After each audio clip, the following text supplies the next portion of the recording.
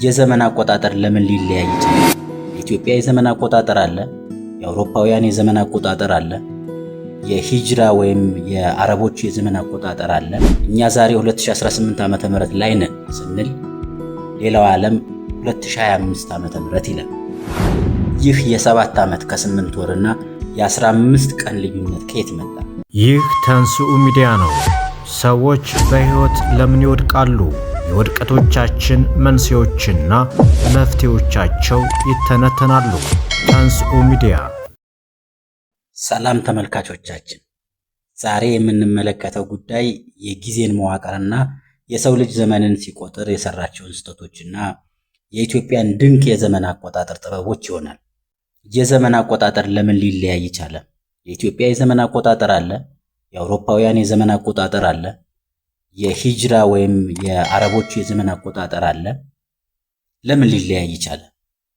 አዎ እኛ ዛሬ 2018 ዓመተ ምህረት ላይ ነን ስንል ሌላው ዓለም 2025 ዓመተ ምህረት ይላል። ይህ የ7 ዓመት ከ8 ወርና የ15 ቀን ልዩነት ከየት መጣ? እንደምታውቁት የሮማ ካቶሊክ ቤተክርስቲያን መሪ የነበሩት ጳጳስ ቤኔዲክት 16ኛ ሳይቀሩ የአውሮፓ የዘመን አቆጣጠር ስሌት የብዙ ዓመታት ስህተት አለበት ብለው የመሰከሩት የዘመን ስህተት ሚስጥር ምንድን ነው? ለምን ኢትዮጵያ ይህን ስህተት አልሰራችም? በቆይታችን የዘመን አቆጣጠርን ታሪክ፣ አውሮፓውያን የሚከተሉትን የጁሊያንና የግሪጎሪያን የዘመን አቆጣጠር ስህተቶች፣ የሂጅራን ጨረቃን መሰረት ያደረገ የአቆጣጠር ስርዓት ከኢትዮጵያ የዘመን አቆጣጠር ልዩነት ጋር የተያያዙ ጥልቅ መረጃዎችን በዝርዝር እንመረምራለን። ጊዜያችሁን በመስጠት አብራችሁን ቆዩ። በመጀመሪያ የምናየው የዘመን መቁጠሪያ ስርዓቶችና መነሻዎችን ይሆናል። ዓለም አቀፍ ደረጃን ያገኙት ዋና ዋና አቆጣጠሮች እንግዲህ የተለያዩ የመነሻ ነጥቦችን ይጠቀማሉ። የመጀመሪያው የኢትዮጵያና የምዕራባውያንን መነሻ ብንመለከት ዓመተ ምህረት ብለው ይቆጥራሉ። መነሻቸው ዓመተ ምህረት ነው። የኢትዮጵያ አቆጣጠርና የምዕራባውያኑ ወይም ይሄ ግሪጎሪያን አቆጣጠር በዋናነት የተመሰረቱት ክርስቶስ በተወለደበት ዘመን ነው። ሆኖም ይህን ዘመን የመሰረቱበት የሂሳብ ስሌትና ትውፊት ግን ፍጹም የተለያየ ነው። የኢትዮጵያና የግሪጎሪያን ይለያያል። ይህንን ልዩነት በጥልቀት እንመለከተዋለን። ሁለተኛው የሮማውያን ጥንታዊ መነሻ የምንለው ነው። ከክርስቶስ ልደት በፊት ሮማውያን ዘመን መቁጠራቸውን የሚጀምሩት የሮም ከተማ የተቆረቆረችበትን ጊዜ ነው። የከተማዋን መቆርቆር መነሻ በማድረግ ዘመን ይቆጥራሉ። ሶስተኛው የሂጅራ አቆጣጠር መነሻ ነው።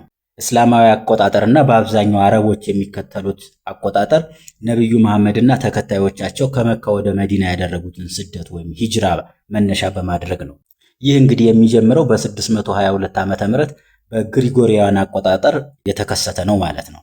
ዋናው ልዩነት የሚመጣው በጊዜ መለኪያ አይነት ነው። እንግዲህ የሁሉም የዘመን አቆጣጠሮች ልዩነት የሚመጣው በመለኪያ አይነት ይሆናል።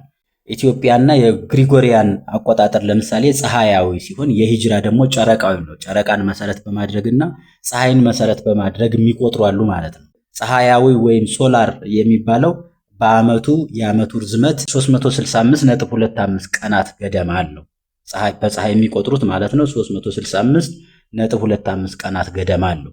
በጨረቃ ደግሞ ይሄ ሉናር የሚባለው 354 ወይም 355 ቀናት አለው ማለት ነው። እንግዲህ ከሌሎቹ በተለየ መልኩ ሂጅራ ወይም ይሄ እስላማዊ አቆጣጠር ሙሉ በሙሉ በጨረቃ ዑደት ላይ የተመሰረተ ነው። የስርዓቱ አሰራርና መዋቅርን በተመለከተ ዓመቱ 12 ወራት ሲኖሩት ወሩ የሚጀምረው አዲስ ጨረቃ ስትታይ ነው። የጨረቃ ወራት ተለዋዋጭ ሲሆኑ በአንድ ወር 29 በሚቀጥለው ደግሞ 30 ቀናት ይኖራሉ። እንዲህ እያለ ይቀጥላል ማለት ነው። ከዚህ ጋር እንግዲህ በተያያዘ ዓመታዊ ርዝመቱ 354 ወይም 355 ቀናት ብቻ ነው። ይህ ማለት በፀሐይ ከሚቆጥሩት በ10 ወይም በ11 ቀናት ያህል ያጠረ ይሆናል ማለት ነው። በዚህ ምክንያት የሂጅራ አቆጣጠር በፀሐይ ከሚቆጥሩት ጋር ቋሚ አይደለም ወይም ተመሳሳይ አይደለም። በየ33 የሂጅራ ዓመታት ውስጥ በፀሐይ ከሚቆጥሩት አንጻር አንድ ሙሉ ዓመት ይዘዋወራል። ለምሳሌ በዘንድሮ ዓመት ረመዳንን በአንዱ ዓመት በክረምት ቢጀምሩት ከጥቂት ዓመታት ወይም ከ33 ዓመታት በኋላ በበጋ ሊጀምር ይችላል ማለት ነው። ይህ ስርዓት እንግዲህ ሃይማኖታዊ ግዴታዎች እንደ ጾም እና ሐጅ ያሉትን በትክክለኛ የጨረቃ ዑደት ለመወሰን ፍጹም ቢሆንም ከፀሐይ ዑደት ጋር አለመጣጣሙ የዓለማችንን የግብርና ዑደቶች ክረምት፣ በጋ፣ ሌሎችም 4 ዘመናት አሉ። እነዚህን ዘመናት በትክክል ለመቁጠር አስቸጋሪ ይሆናል። የምዕራባውያንን አቆጣጠር ስህተቶችና ማሻሻያዎች ስንመለከት ዘመናዊው ዓለም አቀፍ አቆጣጠር የጀመረው እንግዲህ በ45 ዓመት ቅድመ ልደተ ክርስቶስ በጁልየስ ቄሳር ነው። ነገር ግን ይህ ስርዓት ከጊዜ ጋር ተያይዞ ከባድ ስህተት ፈጥሯል። የጁሊያንን ካላንደር ስንመለከት ከባድ የሆነ የስነ ፈለክ ስህተት ፈጥሯል። ይህም ስህተት እንግዲህ ጁሊያን ካላንደር አንድ ዓመት 365.25 ቀናት ነው ብሎ ይቆጥር ነበር። ትክክለኛው የስነ ፈለክ ዓመት ርዝማኔ ግን 365.2422 ቀናት ነው ማለት ነው። ይህ በዓመት የ11 ደቂቃና 14 ሰከንድ ልዩነት አመጣ ማለት ነው። በየ400 ዓመቱ ወደ 3 ቀናት የሚጠጋ ቀን ስህተት ይፈጥራል ማለት ነው። እንግዲህ የጸደይ የብርሃንና የጨለማ እኩልነት ከታሰበው ቀን ቀድሞ መምጣት ጀመረ ማለት ነው። በ325 ዓመተ ምህረት በኒቂያ ጉባኤ ጊዜ መጋቢት 21 የነበረው የእኩልነት ቀን ለምሳሌ በ16ኛው ክፍለ ዘመን ላይ ወደ መጋቢት 11 ይሄዳል ማለት ነው። ስለዚህ ስህተት እንዲህ አይነት ስህተት ይፈጥራል። ይህን ተከትሎ እንግዲህ የጁሊያንን የቀን አቆጣጠር ስህተት ጎርጎሪዮስ የሚባል ፖፕ ለማሻሻል ተገደደ ማለት ነው። በ16ኛው ክፍለ ዘመን የተጠራቀመው ስህተትም ወደ 10 ቀናት ደርሶ ነበረ ማለት ነው። ይህን ተከትሎ የካቶሊክ ቤተክርስቲያን ሊቀ ጳጳስ ፖፕ ግሪጎሪ 13ኛ የሚባሉት በ1582 ዓመተ ምህረት ማስተካከያ ያደረጉ።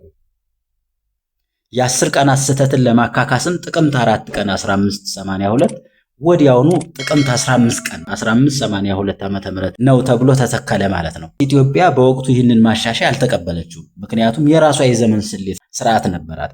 ባህረ ሐሳብ ስለነበራት የጎርጎሪዮስ ማሻሻያ የተደረገው የስነ ፈለክ ስህተቱን ለማረም ሲሆን የኢትዮጵያ አቆጣጠር ደግሞ የራሱ የሆነ የሂሳብ ቀመር ስለነበረው አላሻሻለም፣ ስህተት ውስጥም አልገባም። ከመጀመሪያውኑም የጁሊያንን አቆጣጠር አይከተልም ነበረ፣ ትክክለኛ አቆጣጠር ነበር ማለት ነው።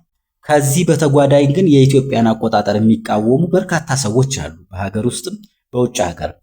ምንም እንኳን እንግዲህ የኢትዮጵያ ዘመን አቆጣጠር በጥንታዊ የሂሳብ ስርዓትና በታሪካዊ ማስረጃዎች የተደገፈ ቢሆንም ይህንን ስርዓት የሚቃወሙ ወይም ስህተት ነው ብለው የሚያምኑ ወገኖች አሉ። በተለይም በአሁኑ ወቅት በአንዳንድ ኢትዮጵያውያን ዘንድ ይህ ክርክር ይነሳል። የሚቃወሙት ወገኖች የሚያነሷቸው ዋና ዋና ነጥቦችም አሉ። የመጀመሪያው የሃይማኖት ቀኖናና ስነፈለክ ክርክር የሚመለከት ሲሆን ሃይማኖታዊ አቆጣጠር ነው ብለው የሚወቅሱ አሉ። የኢትዮጵያ ዘመን አቆጣጠር እንደምታውቁት የክርስቶስ ልደት ላይ ተመስርቶ የሚቆጠር ነው። በእርግጥ የግሪጎሪያንም እንደዛው ስህተቱን አሻሻልኩ ብሎ ሌላ ስህተት ቢሰራም ግን የአሁንም ድረስ የተሳሳተ ነው። በተሳሳተው መንገድ እንደቀጠሉ የሚታወቅ ነው። እነሱም ያውቁታል፣ ያመኑት ጉዳይ ስለሆነ ማለት ነው። ስለዚህ የክርስቶስ ልደት ላይ መመስረቱን የሚቃወሙ ሰዎች መከራከሪያቸው ውሃ የሚያነሳ አይሆንም ማለት ነው። ምክንያቱም የኢትዮጵያም ሆነ የምዕራባውያኑ አቆጣጠር የክርስቶስ ልደትን ወይም ዓመተ ምሕረትን መነሻ ማድረጋቸው ነው። ሌላው የሚከራከሩበት ጉዳይ የግሎባላይዜሽን ተግዳሮት ነው። ግሎባላይዜሽን ስለሆነ የግሪጎሪያንን እንከተል አይነት ሐሳቦች አሉ። በዚህ ጉዳይ ላይ የሚከራከሩ ሰዎች ዓለም አቀፍ ግንኙነቶች፣ የንግድ፣ ትምህርት፣ ቴክኖሎጂ እና መሰል ነገሮች አውሮፓውያን ካላንደርን መሰረት ባደረገ ዘመን ላይ በመሆናቸው የኢትዮጵያም የራሷን ስርዓት አጥብቃ መያዟን በመቃወም አገሪቱ በንግድና በዲፕሎማሲ ግንኙነቶች ጊዜን በመለዋወጥ ላይ ብዙ ጊዜና ጉልበት ታጠፋለች። አቆጣጠሩን መቀየር ወይም በቢሮክራሲ ውስጥ የአውሮፓውያንን አቆጣጠር ሙሉ በሙሉ መጠቀም ለዓለም አቀፍ ውህደት ግድ ነው ብለው የሚከራከሩ አሉ። ይህ ግን የተሳሳተ መከራከሪያ ነው። ለዚህም መከራከሪያ ምላሽ የሚሰጡ በርካታ ሰዎች አሉ። አንደኛ የኢትዮጵያውያን ባህረ ሐሳብ ወይም የዘመን አቆጣጠር የዓለማዊውን የጁሊያን ስህተት ባለመድገም ጭምር ፍጹም ትክክለኛ ስርዓት ነው ይላሉ። ከሁሉም በላይ ደግሞ የዘመን አቆጣጠሩ ከጥንት ግብፃውያንና አይሁዳውያን የዘመን አቆጣጠር ጋር ተያይዞ የመጣ የሺህ ዓመታት ባህላዊ፣ ታሪካዊና ሃይማኖታዊ ማንነት መገለጫ ነው የሚሉ አሉ።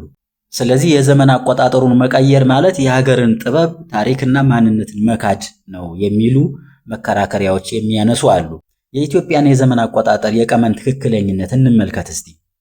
ለምሳሌ ከአውሮፓውያን አቆጣጠር ጋር የ7 ዓመት ልዩነት አለን እንደሚታወቀው። የኢትዮጵያና የአውሮፓውያን ሁለቱም አቆጣጠሮች ዘመንን የሚቆጥሩት ከክርስቶስ ልደት ነው። ልዩነቱ የመጣው ግን የክርስቶስ ልደት ዓመትን የወሰነው ይሄ ዲዮሲኒየስ ኤክሱጉስ የሚባለው ዓመታትን በመሳሳቱ ነው። የኢትዮጵያ ስሌት በ5500 ዓመት ከክርስቶስ ልደት በፊት ማለት ነው ብለው ይቆጥራሉ። ይህንንም ለማስላት ማስረጃዎችን ያስቀምጣሉ። ለምሳሌ የመጀመሪያው ማስረጃ ሄሮድስ የሞተው ከክርስቶስ ልደት በፊት 4 ዓመታት በፊት ነው ይላሉ። ጌታ ግን ከተወለደ በኋላ በግብፅ 3 ዓመት በስደት ቆይቷል። ስለዚህ 4 ሲደመር 3 7 ዓመታት ይሆናል። የምዕራባውያኑ ስሌት እንግዲህ 7 ዓመት ወደ ኋላ የተሳሳተ መሆኑን ይህ በጥልቀት ያሳያል ማለት ነው። ጌታ በትክክል በተወለደበት በአንድ ዓመተ ምህረት እነርሱ ጌታ 7 ዓመት ሆኖታል ይላሉ ማለት ነው። ይህንን መከራከሪያ የሚያነሱት ፕሮፌሰር ጌታቸው ኃይሌ ናቸው። ሁለተኛው ማስረጃ ሊቁ ጆሴፈስ እንደሚናገረው በግሪጎሪያን አቆጣጠር የህዝቡ ቆጠራ የሆነበት 7 ዓመተ ጊዜ ወይም ኤዲ ላይ እንደሆነ መመስከሩ ነው። የ7 ዓመት ቅናሽ ማድረግ የግድ መሆኑን ያጠናክራል ማለት ነው የራሱ። ሶስተኛው ማስረጃ ጳጳስ ቤኔዲክት የመሰከረው ነው። ጳጳስ ቤኔዲክት 16ኛ የሚባለው በ2012 the calculation of the beginning of our calendar who made a mistake in his calculations by several years በማለት ስህተቱን በይፋ አረጋግጧል ማለት ነው።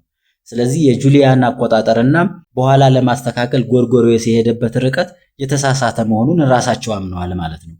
የኢትዮጵያ ዘመን አቆጣጠር እንግዲህ ዓለም ከተፈጠረች 5500 ዓመት ጀምሮ የሚቆጥር ሲሆን የክርስቶስ ልደት ዓመተ ምህረትን ስሌት በመከተል ትክክለኛ ነው ሊባል የሚችል ነው ማለት ነው። ከዚህም ባሻገር እንግዲህ ባህር ሐሳብና ቡሻክር የሚባል ጥልቅ ቀመር ይከተላል የኢትዮጵያ ዘመን አቆጣጠር። የኢትዮጵያን አቆጣጠር ዘላቂነትና ትክክለኝነት የሚረጋገጠው በባህር ሐሳብ ነው። ይህ ስርዓት በዘመን ሊቃውንት እንደ አባ ዲሞጥሮስና አቡሻህር በመሳሰሉት የተቀመረ ነው። ከማንኛውም ዓለማዊ አቆጣጠር በተለየ መልኩ የሚንቀሳቀሱ በዓላትን ትክክለኛ ቀናቸውን ለሺህ ዓመታት አስቀድሞ ወይም ደግሞ ወደ ኋላም ጭምር ለመወሰን የሚያስችል ቀመር ነው። ከዚህ ጋር በተያያዘ መነሳት ያለበት ጉዳይ ይሄ መስከረም 1 የዘመን መለወጫ ለምን ሆነ የሚለው ነው። ለምን እንደ አውሮፓውያኑ ጥር 1 ሳይሆን መስከረም 1 ላይ እናከብራለን የሚለውን ማየት ያስፈልጋል። የመጀመሪያው ምክንያት የአይሁድ ትውፊት ነው። ከአይሁድ አቆጣጠር ጋር ይስማማል። ይህ አቆጣጠር መስከረም ላይ አዲስ ዓመትን ማክበር ማለት ነው። የመጀመሪያው ወር ኒሳን ቢሆንም እንግዲህ በእነሱ አዲስ ዓመት የሚያከብሩት በሰባተኛው ወር በዓለ መጥቅ ወይም መለከት በዓል በሚሉት ነው። ይህ ደግሞ ሲቆጠር መስከረም ላይ ይመጣል ማለት ነው። ኒሳን የሚባለው መጋቢት ነው። ከመጋቢት ጀምረን 7 ወር ስንቆጥር ሰባተኛው ወር መስከረም ላይ ይመጣል። ሁለተኛው ምክንያት የኖህና ከአዲስ ዘመን ጋር የሚገናኝ ነው። መስከረም ኖህ ከመርከብ የወጣበት ወር ነው ተብሎ ይታመናል። በስሌትም እንደዛ እንደሆነ ያረጋግጣሉ። ይህ የጥፋት ውሃ ዘመን አልፎ አዲስ ዘመን እንደተጀመረ ምልክት ነው ማለት ነው። ከዚህ ባሻገር መስከረም ላይ የቀንና የሌሊት እኩልነት የሚመጣበት ነው። መስከረም ላይ የቀኑ ሰዓትም የሌሊቱ ሰዓትም 12 የሚሆንበትና እኩል የሚሆንበት ነው። ስለዚህ ይህ ፍጹም የተመጣጠነ የስነ ፈለክ ክስተት አዲስ ዑደት ለመጀመር ተመራጭ ይሆናል ማለት ነው። ስናጠቃልለው የኢትዮጵያ ዘመን አቆጣጠር በክስተት ላይ የተመሰረተ ሳይሆን በክርስቶስ ልደትና በዘላቂ የሂሳብ ቀመር በተለይም በባህረ ሐሳብና በአቡሻህር የተደገፈ መሆኑ ነው። የአውሮፓውያኑ አቆጣጠር ግን ምንም እንኳን በዓለም አቀፍ ደረጃ ጥቅም ላይ ቢውልም በታሪክም ሆነ በሂሳብ ስሌት ስህተቶች የነበሩበት መሆኑን ተመልክተናል። እናንተስ ምን ትላላችሁ? ይህንን ሁሉ መረጃ ከተመለከታችሁ በኋላ በየትኛው የዘመን አቆጣጠር ተስማማላችሁ? ሐሳባችሁን ኮሜንት ላይ በሰፊው አስቀምጡልን። ይህንን እጅግ ጥልቅ የሆነ የዘመን አቆጣጠር ትንታኔ ለጓደኞቻችሁ፣ ለቤተሰባችሁና ታሪክ ለሚወዱ ሁሉ ሸር በማድረግ ዕውቀቱን ያጋሩ።